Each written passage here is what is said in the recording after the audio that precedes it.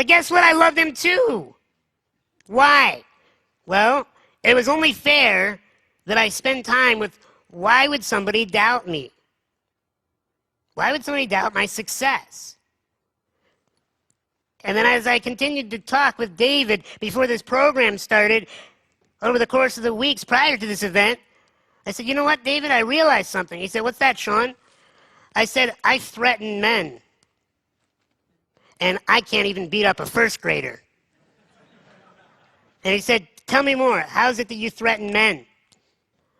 I said, I threaten men because I blow out every single limitation they've come up with to be small in life. They look at me and they see me with the beautiful, amazing, total 10 women, and they think, how is he doing this? And that's scary to them because they have a choice. Either go back to their cocoon and cry and make up more excuses, or change. Change can be very scary, can it? I mean, when you keep doing the same stuff over and over, you get good at perfecting your BS. You get good at telling your story, your victim story of the reason why I'm in a bad relationship is, well, my parents left me when I was a kid, and I never got the love that I needed. And man, you get all this hit of attention, sympathy from everyone, and they go, wow, that's why your relationships are messed up. Yeah, we understand. And you get two things out of that. One, you get validation that you're right. Oh, and it's good to be right. We love being right. Especially as men, we love being right. And the second is, we don't have to change. Gentlemen, you came to a program called Man Transformation. I do believe you want change. Make some noise if you want change.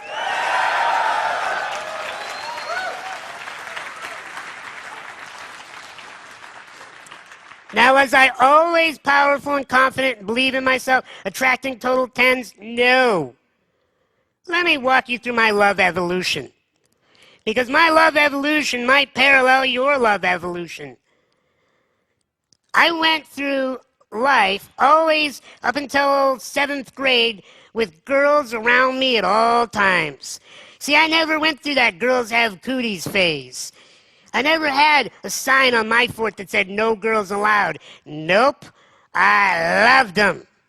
I loved them so much. I loved the way they walked, they talked, they smelled, and I had no sexual thoughts at that age. It was just happiness of being around them. They were social creatures, something I wanted more of.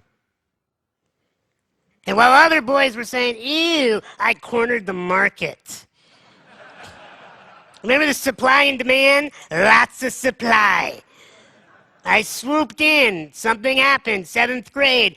I always had a girlfriend through grade school, whatever that is. Hold hands. Call her a girlfriend. She walks around with you. 7th grade, though. Ooh. 7th grade, I finally landed the girl. Not just anyone, you know, the one. She was a teen model. She was older than me. I was in 7th grade. She was in 8th grade. Whoa. All my friends were blown away that Sean was dating such an amazing girl. Everybody was jealous. I was the king of my castle. Have you ever had a moment in your life where you felt like you were unstoppable and you had everything? Raise your hand. You just had that moment. Whether you did or not, you just felt it, right? Everything was great, and I remember thinking, man, life is so good. Everybody wants to be me, and then one day, I showed up at my locker. And I opened my locker, and I was supposed to meet up with my girlfriend after school. We were going to hang out, go to the candy store, talk. I opened up my locker, and I found something at the bottom of the locker. A note. And not just any note, a piece of paper that tarnished my soul for another 14 years. It messed with my psyche for another 14 years. I opened it up. Just a few lines on it. Sean, we have to break up. I can't be dating a guy like you. I'm sorry. I folded that note up and I was confused. I was thinking, a guy like me? What the heck is she talking about? A guy who's nice? A guy who's funny? The guy that knows all the lyrics to, Vanilla Ice? How? It was the early 90s, guys, all right? So how? How could she not like me? What is she talking about? Somebody got to her. So I went and did what any guy would do. I needed an answer. I went to my cousin, Katie at the time, and she went to school with me, and I said, Katie, I need you to run me an errand. I need you to do a mission for me, a reconnaissance. She said, anything for you, Sean. So I said, you need to find out what she really meant by this. I will not be satisfied. I will not rest until I know what's wrong here. She said, okay. She went out, found out, came back to me the next day. We were in school. She came up to me, and my girlfriend wasn't returning my calls. She wasn't showing up after school. Finally, next day, I'm in the hallway with Katie. School's out. Katie said, I found out, Sean. You're not going to like what you're going to hear. I said, just say it. She said, Sean, she said that she really likes you.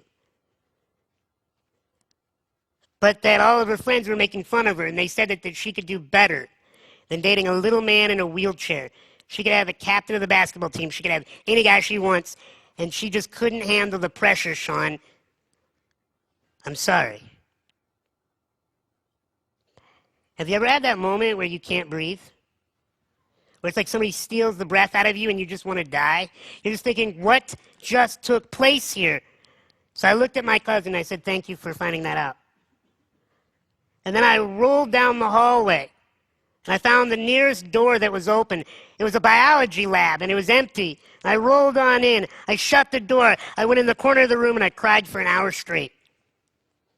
I didn't even want to look at the windows, because they were a reflection of me, this hideous me, the guy that a woman could never fall in love with. Why? Because I'm flawed.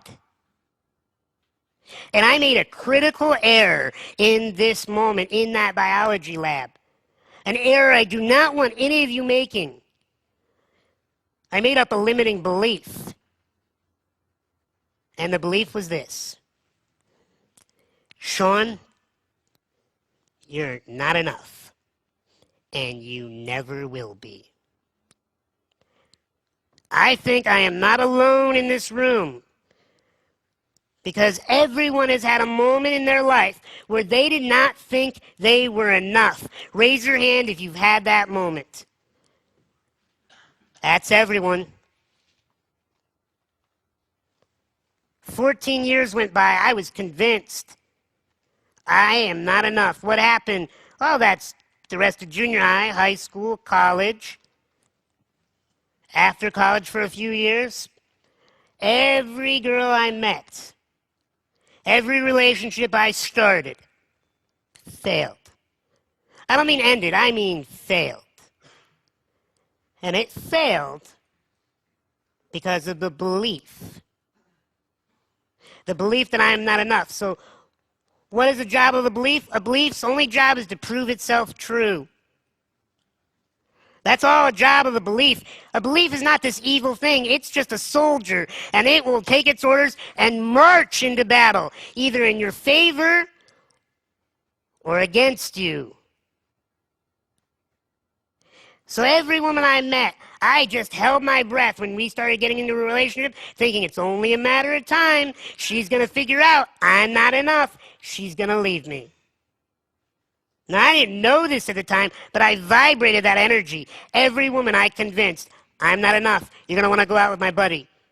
You're going to want to go out with this guy. You're going to want to go out with this guy. Why? Because I'm flawed. I might be perfect on the inside, but I'm sure there's a guy out there that's perfect on the inside and the outside. You might as well just discard me.